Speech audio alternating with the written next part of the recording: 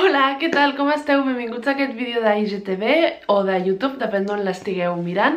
Com ja sabeu, a l'últim dijous de cada mes hi ha un vídeo dedicat a l'aromateràpia envers algun tema i aquest mes he pensat que seria interessant parlar sobre l'aromateràpia i l'ansietat i l'estrès, com podem alleugerir l'estrès i l'ansietat a través de l'aromateràpia.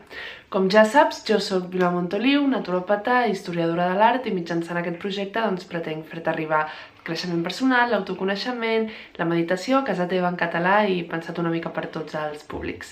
I ara, sense més història, comencem amb el vídeo. Bé, m'agradaria recomanar-te uns 4 olis essencials que penso que t'aniran molt bé per alleugerir l'ansietat i l'estrès, però abans m'agradaria explicar-te les 3 maneres diferents vers les quals els pots utilitzar. La primera manera que et recomano és amb el difusor, ho estaràs veient en pantalla, us he parlat d'aquest aparato moltes vegades, aquí s'hi posa l'aigua, unes gotes de l'oli essencial, entre, no sé, 6-8 gotes, una mica com vosaltres ho sentiu, i llavors s'engega i això el que fa és despertar aquest aroma en l'ambient. La segona manera que podeu utilitzar els olis essencials és posar-vos-els una mica com si fos perfum. Darrere de les orelles ho estareu veient també en pantalla.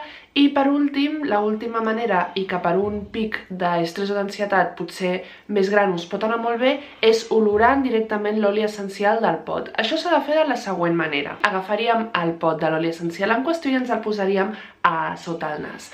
Llavors faríem unes 3 inhalacions profundes pel nas. Agafaríem l'aire, el retindríem als pulmons 2 o 3 segons i llavors el tornaríem a deixar anar pel nas.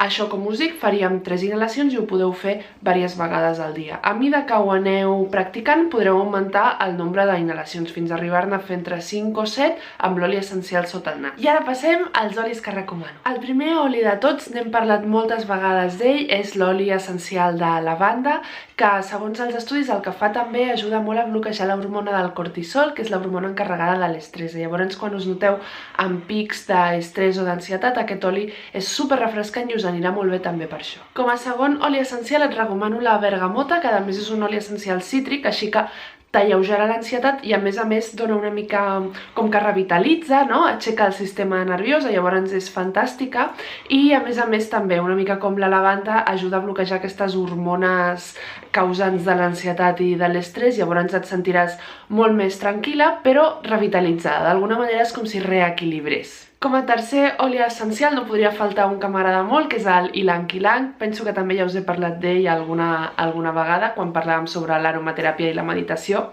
El ylang-ylang, a part de ser un aroma molt bo, el que fa és augmentar l'energia i una mica el coratge de tots nosaltres, no? Llavors notaràs molt més optimisme i el quart oli essencial que et recomano, no podria faltar, és el patchouli, perfecte per les persones que pateixen ansietat crònica i molt d'estrès a la feina. És un antidepressiu molt bo i a més també revitalitza, o sigui que t'animo a provar-lo. Potser és l'aroma menys floral de totes elles, o sigui que si no t'agraden els aromes florals, sens dubte t'agradarà el patchouli. Bé, fins aquí el vídeo d'aromateràpia. Dir-vos que tots aquests olis essencials sempre procureu comprar-los biològics perquè seran de molta millor qualitat. En el vostre herbolari de confiança segur que sabran aconsellar-vos. Per la meva part us envio un fort petó i dir-vos que ens veiem en el proper vídeo. Adeu!